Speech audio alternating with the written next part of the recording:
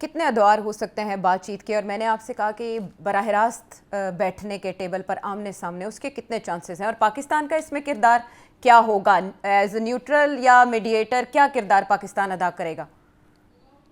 देखिए, पाकिस्तान ने सिर्फ मीडिएटर नहीं रोल अदा किया, पाकिस्तान ने इससे ज्यादा भी किया है। एग्जाम्पल मैं आपको देता हूं, जो कि वो जाहिर है एडवर्टाइज नहीं करना चाहते। हम्म। वो ये, फॉर एग्जाम्पल, जब ईरान कहता था हम नहीं आते, जब ये अमेरिका भाग गया लेबनान से, तो ईरान ने कह दिया हम नहीं आते, हम्म। जाओ फिर लड़ो। तो पाकिस्तान ने फिर ईरान को समझाया प्यार के साथ हम्म। कि नो। इसी तरीके के साथ अमेरिका को समझाया कि देखिए, इसराइल को रोके। अगर इसराइल ने बमबारी कंटिन्यू की और लेबनान पे, तो ईरान नहीं आएगा। हम ईरान को मनवा लेते हैं, मगर आप इसराइल को कहो पीछे हटे, और आप भी तैयारी करके आए, ये बात होनी है यहाँ। अच्छा। तो फिर इसराइल ने लेबनान की गवर्नमेंट के साथ बात करने की बात की, और पीछे। तो पाकिस्तान ने दोनों को समझाया है हम्म। प्यार के साथ, फर्मली, कि अगर आप चाहते हैं इस चीज को आगे बढ़ाना, तो then you have to do these things, नहीं तो फायदा कोई नहीं। हम तो कोशिश कर रहे हैं, मगर तो मैं समझता हूँ पाकिस्तान ने दोनों को हिदायत भी दी है, मगर फैसले जाहिर है उन दोनों के हैं। और मैं समझता हूँ इसीलिए डोनाल्ड ट्रंप ने भी पाकिस्तान की तारीफ की है, हम्म। और इसीलिए ईरान के प्रेसिडेंट और फॉरेन मिनिस्टर ने भी तारीफ की है कि पाकिस्तान के कहने के ऊपर हम जा रहे हैं। हम्म। तो इसलिए आई थिंक पाकिस्तान इस वक्त बहुत अहम रोल अदा कर रहा है। मेरा ये ख्याल है कि दोनों साइड्स चाहेंगे कि वो पाकिस्तान को किसी न किसी स्टेज पे इंक्लूड करें इन दीज डिस्कशंस, सुनने के लिए चले एज एन ऑब्जर्वर सही। मगर ये है कि इवन एज एन ऑब्जर्वर, मेरा ख्याल है पाकिस्तान जो है वो बिहाइंड द सीन्स दोनों को समझाने की कोशिश करेगा, और दोनों को इकट्ठा होने की कोशिश करेगा, और जो ऑब्स्टिकल्स हैं उनको रिजॉल्व करने की कोशिश करेगा।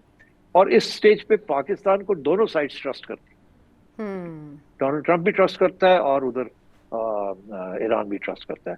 सो सिर्फ ये नहीं है कि जनाब उन्होंने एक प्लेटफॉर्म प्रोवाइड कर दिया है, पाकिस्तान ने अच्छी एडवाइस भी दी है दोनों साइड्स को, और बहुत मेहनत की है, और बड़ी सिंसेरिटी के साथ की है, जिसकी वजह से एक बहुत अहम डेवलपमेंट हुई है जिसकी तरफ लोग तवज्जो नहीं दे रहे। के। और वो ये है हम्म। कि पाकिस्तान के कहने के ऊपर यूएई ने भी आ, ईरान के साथ वो जो प्रेशर पड़ रहा था ना कि आप भी जंग को ज्वाइन करें, जी। कि नहीं, उन्होंने भी कंडेम किया है हम्म। अटैक ऑन ईरान की ऑयल फील्ड्स। जी। तो आई थिंक इसमें भी हल्का सा पाकिस्तान का रोल है, और यूएई भी थोड़ा सा पीछे हटा है। So well done UAE, well done Pakistan, और well done Saudi Arabia. Obviously उनके ऊपर तो बहुत प्रेशर था, मगर पाकिस्तान ने उनको भी रोक के रखा हुआ है, और ताकि ये सारी मामला आगे बढ़े। अभी तक के जितने पिटफॉल्स थे या जो स्पॉयलर्स थे, उनको तो पाकिस्तान ने बड़ी महारत के साथ मात दी। लेकिन सेठी साहब, आने वाले दिनों में ऐसा क्या हो सकता है, खुदा न खास्ता, जिससे ये तनाज़ा दोबारा शुरू हो, और उसके बाद ईरान या अमेरिका का रद्द-ए-अमल क्या हो सकता है मुमकिन तौर पर? आशा, अब फिर से अगर अगर ये लेबनान वाली बात तय नहीं होती, हम्म। तो ये बातें करके चले जाएंगे, और फिर अगली डेट आ जाएगी कि जी अच्छा, ये पहला राउंड था, हमने उनकी बात सुनी, हमने इनकी बात सुनी, इस पे थोड़ी सी प्रोग्रेस हुई है, हम्म। और फिर चले जाएंगे। फिर एक नया राउंड होगा। ये मेरा ख्याल है 1 दिन या 2 दिन से ज्यादा ये राउंड नहीं चलेगा। अच्छा। और उसके बाद फिर एक नया राउंड होगा, तो उसके बाद दोनों रीअसेस करेंगे, फिर एक नया राउंड होगा। और ये 1-2 राउंड में ये मामला तय होने वाला नहीं है। इसके अंदर बहुत से इश्यूज हैं। हम्म। एक तो इशू मैंने आपको बता दिया, इज इसराइल, मेजर इशू। दूसरा issue is the UAE issue, Saudis issue, and America Donald Trump issue. देखिए, ये जो टीम आ रही है ना, इसको बड़ी स्टडी स्टडी गौर करें।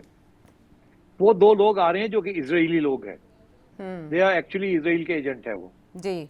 Witkoff and Kushner. जी। उनको तो यही कहा जाता है कि वो इसराइल के स्पोक्समैन है। यही 2 लोग हैं जिन्होंने पिछली मीटिंग्स, जो आखिरी मीटिंग थी, उसको साबोटाज किया था, जी। और ईरान को लारी लपा लगा ही रखा। सारा कहने लगे जी सेटल हो गया न्यूक्लियर इशू, ईरान ने बातें मान ली, सारा कुछ हो गया, और फिर उठ के चले गए, और उसके अगले दिन अटैक कर दिया। इनके उस वक्त एजेंडा यही था कि बातें बातें करो, बातें करो, चलाओ इसको, इतनी देर में हम तैयारी करते हैं अटैक करने की, which is what they did. इसीलिए ईरान इतना नाराज है। जी। उन मीटिंग्स के अंदर ईरान ने बहुत कुछ कंसीड कर दिया था on the nuclear question.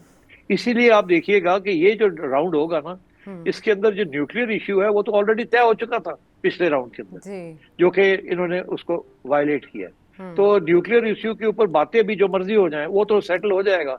Iran कहेगा ठीक है आप इंस्पेक्शन करा लें, हम नहीं करते 3% से ज्यादा, और आप थर्ड कंट्री के अंदर भी हम डिस्कस करते हैं किस तरीके के साथ यूरेनियम जो हमारे पास है उसका क्या करना है क्या नहीं। ये तय हो गया था और ये इसके ऊपर अब ज्यादा बात नहीं होगी। अब ईरान ने जो बात करनी है वो ये करनी है, हमने अपनी मिसाइल टेक्नोलॉजी नहीं देनी, मिसाइल्स के ऊपर कोई इंस्पेक्शन नहीं करनी, कोई रिस्ट्रिक्शन नहीं लेनी। दूसरा ये कि हमारे साथी जो हैं वो हमारे साथी हैं, you are dealing with all of us at one time. ये नहीं हो सकता कि आप किसी को चुन चुन के अटैक करें, एंड हम सारे मिलके आपके साथ नेगोशिएट कर रहे हैं, ईरान इज डूइंग दैट।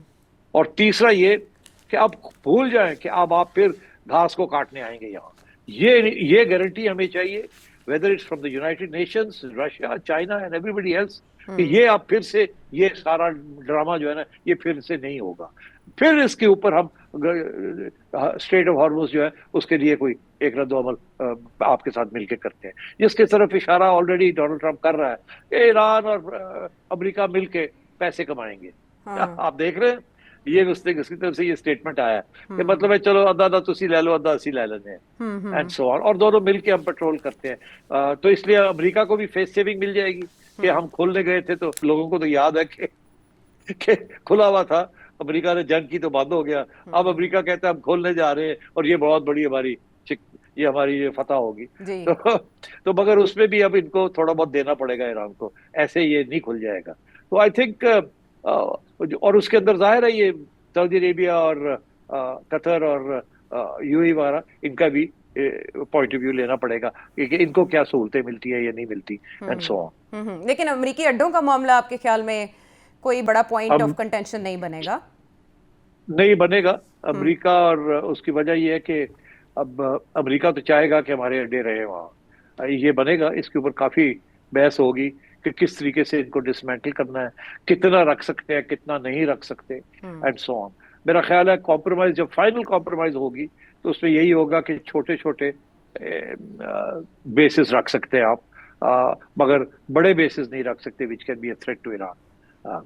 ये बेसिस किस लिए बनाए गए थे? ईरान के खिलाफ बनाए गए थे ना, और जब वक्त आया ये लोग समझते थे कि ये इसराइल के खिलाफ भी है, मगर एक्चुअली इसराइल के खिलाफ तो नहीं थे, ये तो ईरान के खिलाफ थे। अब जब ईरान ने अटैक किया तो भाग गए अमेरिकन यहाँ से उठ के और छोड़ गए इनको डिफेंड नहीं किया। इसीलिए सऊदी अरेबिया ने हमारे साथ तय कर लिया है, यूएई भी चाहता है वो भी किसी न किसी के साथ डिफेंस एग्रीमेंट कर लेगा एंड सो ऑन। तो अब बात यह है कि ये गल्फ स्टेट्स को अब इसके बाद आपस में बैठ के तय करना पड़ेगा कि किस तरीके के साथ उन्होंने एक दूसरे के साथ रवैया क्या रखना है और मिल के ईरान के साथ क्या रखना है, और किस तरीके से अमन के साथ ये सारा मिडल ईस्ट को फिर से घेरना है और इसका तेल जो है उसकी सप्लाई लाइन खुली रखनी है। तो these are very difficult issues, ये एक दो मीटिंग्स में तय होने वाले नहीं है। ठीक, अच्छा, ये है मामला जो इस टेबल पर ज़रे बहस आ सकते हैं, और ये जो अड्डों का मामला है जाहिर है बेसिस का मामला इस खत्ते के अंदर ये गल्फ़ कंट्रीज़ के लिए भी अब परेशानी का मूजब बन चुका है।